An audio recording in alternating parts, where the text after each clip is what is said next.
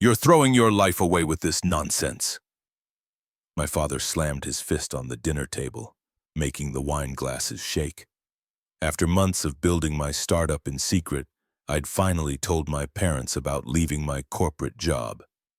This ridiculous app idea will leave you broke and unemployed, my mother added, her voice dripping with disappointment. I calmly said, I understand your concerns, and left. What they didn't know was that I'd already received a buyout offer that would change everything. My name is Alex Harper. I'm 28 years old, and until 3 months ago, I was a software engineer at Morrison Tech Solutions in Austin, Texas, making $95,000 a year. My parents, Robert and Patricia Harper, thought I had the perfect life. Stable job, good salary, clear career path toward senior engineer, then management, then comfortable retirement. What they didn't understand was that I was dying inside that corporate cubicle, building software that solved problems no one really had, attending meetings that could have been emails, watching my creativity slowly suffocate under layers of bureaucracy and budget constraints. So I started building something else, something that mattered. The dinner where everything exploded was supposed to be a celebration. I'd asked my parents to meet me at Romano's, their favorite Italian restaurant, because I had big news to share. I thought they'd be proud when I told them I was launching my own company. I was wrong. Let me get this straight, my father said after I'd finished explaining my decision. You quit your job at Morrison Tech to build some kind of, what did you call it? A wellness tracking application that helps people with chronic illnesses manage their symptoms and connect with support communities. My mother shook her head. Alex, that's not a real business. That's a hobby. People don't make money from apps. Actually, Mom, the global health app market is worth over $40 billion annually. Don't lecture me about markets, young man, my father interrupted. I've been running my accounting practice for 30 years. I know what real business looks like. The conversation went downhill from there. My parents couldn't understand why I'd abandoned security for uncertainty, why I'd risk my career on something that seemed frivolous to them. Your grandfather worked in the steel mills for 40 years to give our family opportunities, my mother said, her voice rising. Your father built his practice from nothing.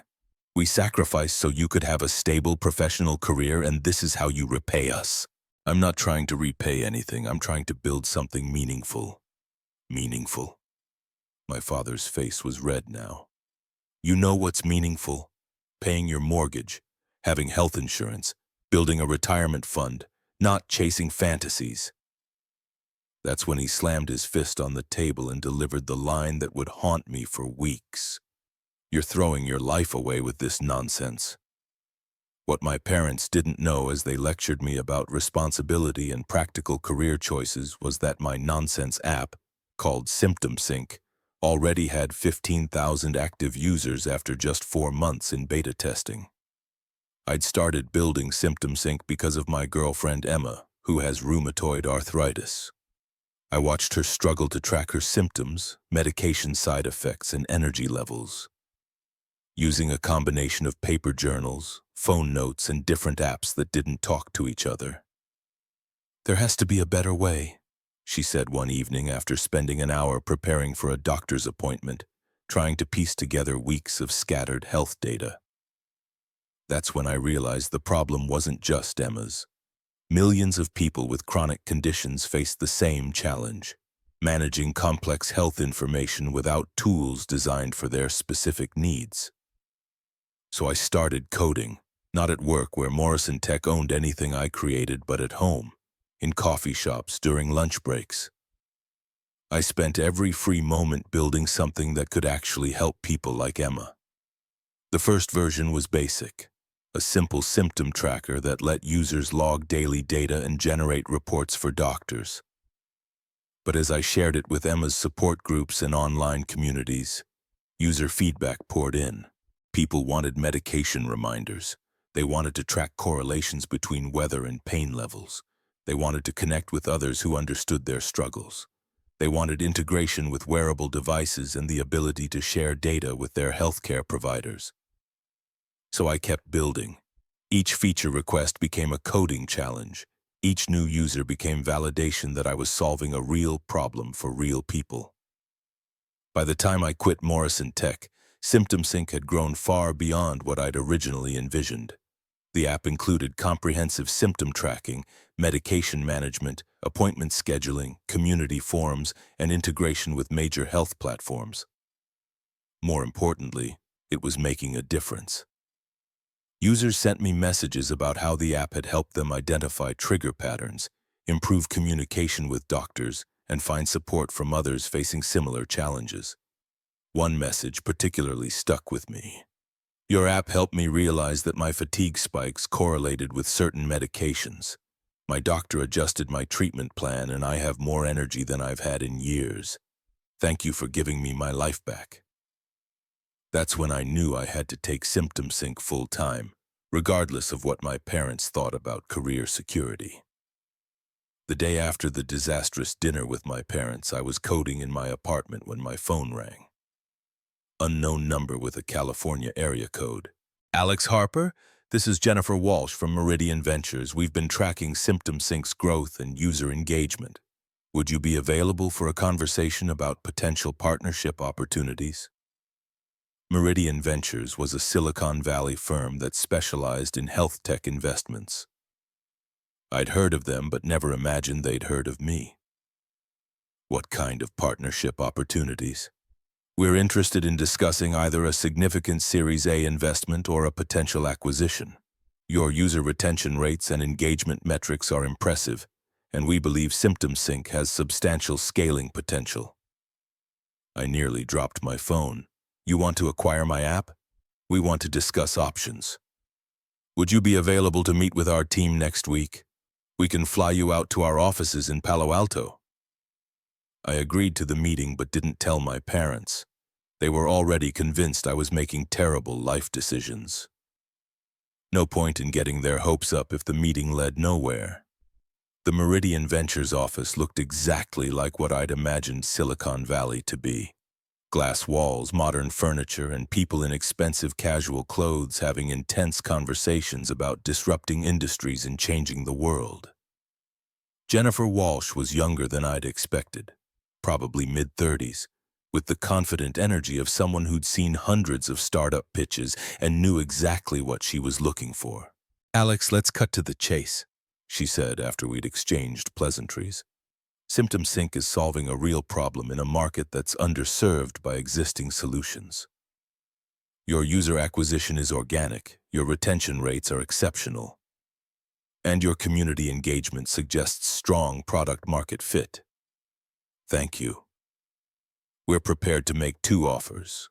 First, a Series A investment of $8 million for 25% equity, which would give you capital to scale rapidly while maintaining control. Second, a full acquisition offer of $15 million, which would allow you to join our portfolio team and focus on product development while we handle business operations. I stared at her, trying to process what she'd just said. 6 months ago, I was sitting in corporate meetings arguing about software requirements for products I didn't care about. Now someone was offering me $15 million for an app I'd built in my spare time. I need time to consider these options. Of course, but Alex, I want you to understand something. We don't make offers like this often. SymptomSync represents exactly the kind of mission-driven innovation we want in our portfolio. The flight back to Austin felt surreal. I sat in coach, drinking overpriced airline coffee, trying to wrap my head around the conversation I'd just had. In a few hours, I'd gone from struggling entrepreneur to someone with multiple seven-figure offers on the table. But the strangest part was that I couldn't tell the people who mattered most to me. My parents had made it clear that my startup was a foolish waste of time. How could I explain that their nonsense was worth more than they'd made in their entire careers? I spent the next week researching Meridian Ventures, talking to other entrepreneurs they'd worked with, and trying to decide between maintaining control with the investment or taking the acquisition offer and joining a larger organization. Emma was the first person I told about the offers. Alex, this is incredible, she said after I'd explained the situation. Symptom Sync is going to help millions of people. Whether you take the investment or sell, you've built something that matters. My parents still think I'm throwing my life away. Your parents love you, but they don't understand what you've accomplished. They see risk where you see opportunity. She was right, but it didn't make the family tension any easier to handle. 2 weeks after the Meridian meeting, I made my decision. I chose the acquisition offer, not because I needed the money, but because Meridian had the resources and expertise to scale Symptom Sync faster than I could alone. More users meant helping more people, which had always been the real goal. The acquisition process took 6 weeks of due diligence, legal reviews, and contract negotiations. During that time, my parents continued to express concern about my risky career choices whenever we talked. Have you considered applying for positions at established tech companies? My mother asked during one phone call. Microsoft has offices in Austin. That would be much more stable than this startup experiment. If watching family members eat their words about your success makes your heart race, hit subscribe. Because Alex's parents are about to learn that sometimes the riskiest choice is playing it safe. I didn't tell them about the acquisition until the day before it was finalized. I invited them to dinner at the same restaurant where they'd told me I was throwing my life away. Alex, we need to talk, my father said as soon as we sat down. Your mother and I have been discussing your situation, and we think it's time to be realistic about this app project. Actually, Dad, I have something to tell you about the app project. I handed them a folder containing copies of the acquisition agreement, minus the financial details. What is this? My mother asked, flipping through the pages. It's a purchase agreement. Meridian Ventures is acquiring Symptom Sync. My father looked confused. What does that mean exactly? It means they're buying my company. For how much? My mother asked quietly. I debated whether to tell them the exact amount. Part of me wanted to see their faces when they realized the magnitude of what they'd dismissed as nonsense. But another part of me didn't want the conversation to become about money. Enough to validate that building Symptom Sync was the right decision. My parents sat in silence, processing what I'd told them. Finally, my father spoke.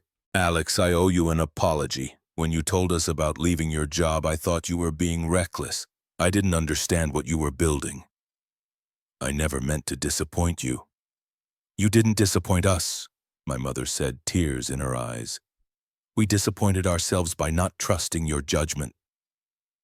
The conversation that followed was different from any we'd had before.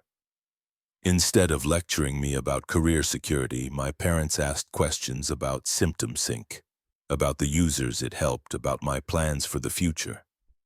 I'm proud of you, my father said as we prepared to leave the restaurant. Not because of the money, but because you built something that helps people. That's what real success looks like. The acquisition was finalized the following week. $15 million for an app I'd built in my spare time while working a corporate job I hated. The signing ceremony took place at Meridian's Austin office, which they'd opened specifically to support their growing portfolio of Texas-based companies. Jennifer Walsh handed me the final check and shook my hand. Alex, this is just the beginning. With our resources behind Symptom Sync, we're going to help millions of people manage their health more effectively. 6 months after the acquisition, Symptom Sync had grown to over 200,000 active users across 12 countries. The app now included features I'd never imagined when I started coding in my apartment. AI-powered symptom analysis, integration with major hospital systems, and clinical trial matching for users interested in participating in medical research. My role at Meridian involved leading product development while working with their business team to scale operations. It was everything I'd loved about building Symptom Sync, but with resources and support I could never have provided alone. More importantly, the user messages kept coming. People whose lives had been improved by having better tools to manage their health conditions. doctors who use symptom sync data to make more informed treatment decisions, researchers who accessed anonymized user data to study chronic illness patterns and develop new therapies. 1 year after my parents told me I was throwing my life away, I received an invitation to speak at the Austin Tech Summit about entrepreneurship and health innovation. The venue was packed with aspiring entrepreneurs, established business leaders, and investors looking for the next breakthrough idea. In the front row sat my parents, who'd driven down from Dallas to hear me speak. My father wore a suit he'd bought specifically for the occasion, and my mother held a phone to record my presentation. After my talk about building purpose-driven businesses, a young woman approached me during the networking reception. "Mr. Harper, I'm Sarah Martinez. I'm a pre-med student, and Symptom Sync helped my grandmother manage her diabetes more effectively. Your app literally saved her life by helping her identify dangerous blood sugar patterns." Stories like Sarah's reminded me why I'd been willing to risk everything to build Symptom Sync. The security my parents had wanted me to maintain was an illusion. Real security came from building something valuable, something that solved problems people actually faced. As the reception ended, my parents joined me near the exit. "Alex, we want you to know how proud we are," my mother said. "Not just of your success, but of your courage to pursue something you believed in." "We were wrong to discourage you," my father added. "We thought we were protecting you from failure, but we were actually protecting you from success." The drive home that night gave me time to reflect on the journey from corporate cubicle to successful entrepreneur. The most important lesson hadn't been about coding or business development. It had been about trusting my own judgment even when the people I loved most thought I was making a mistake. My parents' fear of risk had been rooted in love and concern for my well-being. But they'd confused security with stagnation, safety with settling for less than what was possible. Building Symptom Sync had taught me that the biggest risk isn't pursuing your vision despite opposition. The biggest risk is spending your life building someone else's vision, because it feels safer. 3 years after that disastrous dinner conversation, my parents regularly send me articles about successful entrepreneurs who faced family skepticism. They've become my biggest supporters, proudly telling friends about their son who threw his life away to build something meaningful. Symptom Sync now helps over 500,000 people manage chronic health conditions worldwide. The app has been featured in medical journals and integrated into treatment programs at major hospitals. My parents were right about one thing. I did throw my life away. I threw away a life of settling for good enough and building other people's dreams. In return, I got something much better. A life of purpose, impact, and the knowledge that taking risks on what you believe in is the most secure choice you can make.